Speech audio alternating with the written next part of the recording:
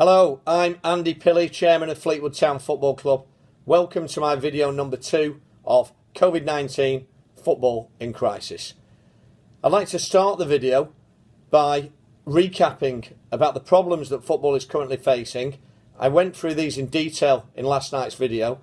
Really, in summary, we have virtually no revenue coming into our football clubs whatsoever.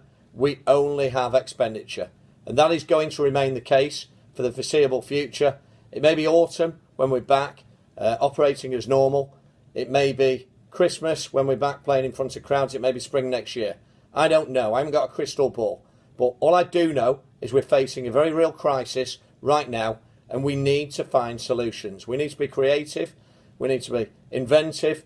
And tonight is my opportunity to deliver what I think are some workable solutions that will assist us in protecting our football clubs. Number one is players need to agree a conditional deferral on part of their wages. I believe we need to work together. We need to share the burden. This needs to be a collective effort to help football clubs get through this. And times like this, tough calls need to be made for the greater good. All of the non-playing staff have already taken a reduction. All of my employees who are on furlough have also taken a reduction.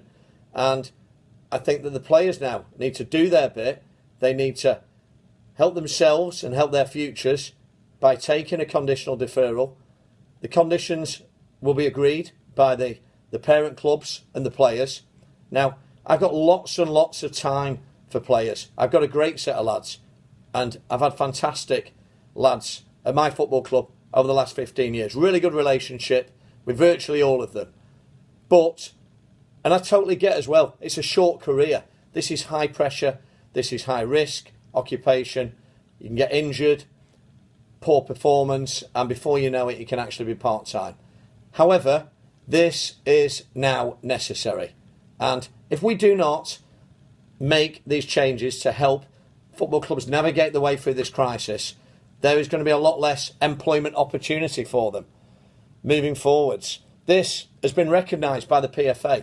Now, the PFA are the body who are there to protect the players' best interests.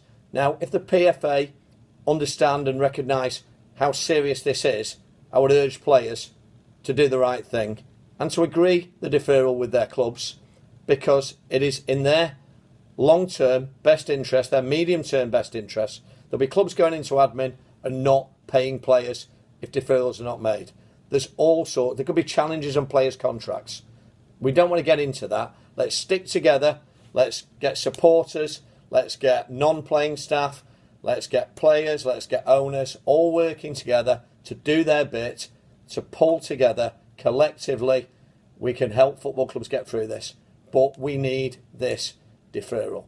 This saving is useful, I must add, but it's nowhere near enough to get us through this. It's a start, right? It's almost doing the decent thing is the way I see it. So, football players, if you're watching this, which I know you will be, please take on board what I've said.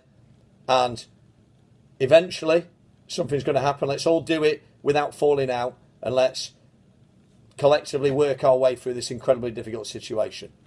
Okay, number 2 is a finance solution. And I cannot take the credit for this. I have to credit Darren McAntony, the Peterborough chairman, who has a podcast. It's an incredibly good listen. I'd encourage as many people as possible to listen to it, because it's really passionate and it comes up with very clever ideas really on the way to solve football's crisis. Similar to mine, but it's a podcast, a very, very good podcast, so have a listen.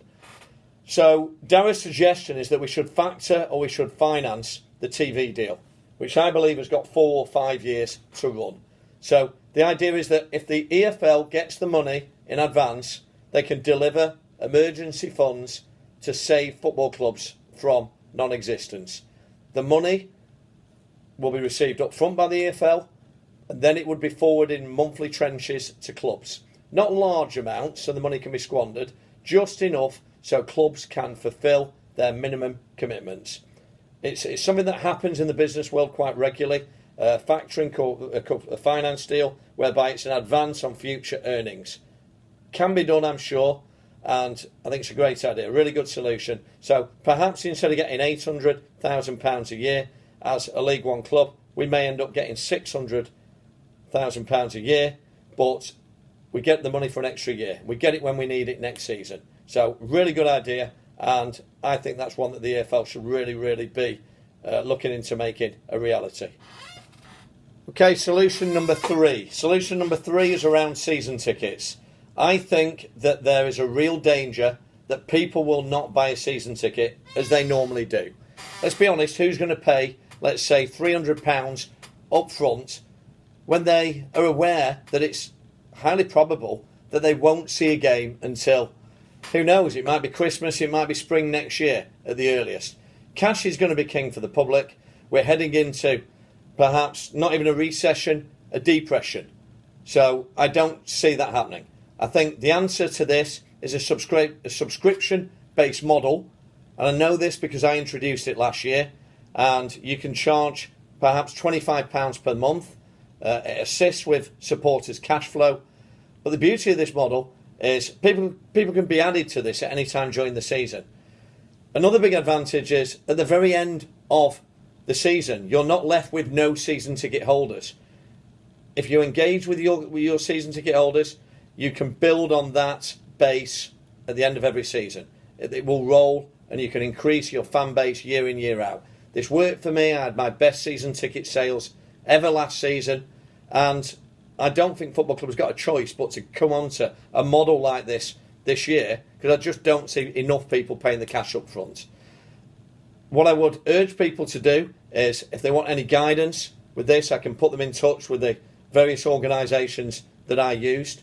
Email me if you're associated with a football club, you want to explore this. Send the email to chairman@fleetwoodtownfc.com. But if it's 4,000 people at £300, it's £1.2 million, which is very much needed at this time. Thank you. Number 4 is probably, in my opinion, the most important because it's a longer term solution. And it's salary caps, it's budget control for the lower leagues. Football has got the chance to press the reset button and to become sustainable for the first time in a long time. Now, I know that talks have been going on between the EFL, there's been working parties, but what this will mean is a divisional budget means nobody can ever overspend and put the club's future at stake. Obviously, I brace myself for the accusations that that's what I've done historically. I cannot control the past. My football club is still in a reasonable state despite this crisis. But we are where we are now, and it's about the future. It really is. Now, what's at stake here is not just the future of the clubs. If other clubs go bust, which you may not support, then the competition becomes a farce. We must avoid that at all possible. We must do all we can to avoid that from happening. So just imagine a level playing field whereby the best team, the best manager, the best tactician wins the league, as opposed to who's got the biggest budget and who's prepared to bankroll their club more than anybody else. I mean, football's going to be played behind closed doors next season. So I think what we need to do, in my view, this should be an absolute level playing field, and everyone in League One should have one budget that they have to adhere to, one salary cost control. Doesn't matter if you normally get more supporters than anyone else, because the majority of games are going to be behind closed doors. So it should be the same budget for every club.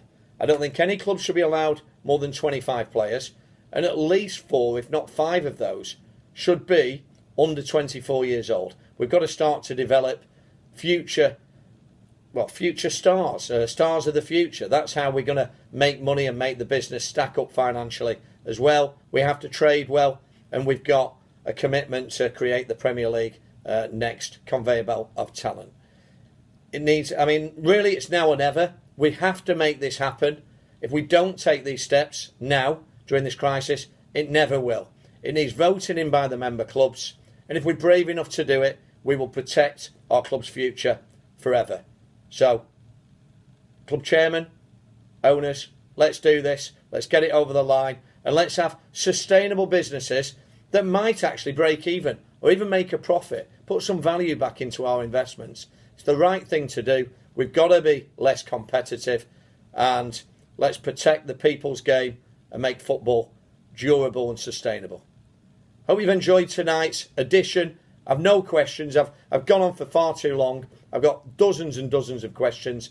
Stay safe, everyone, and my video will be out tomorrow night. Please tune in. Thank you.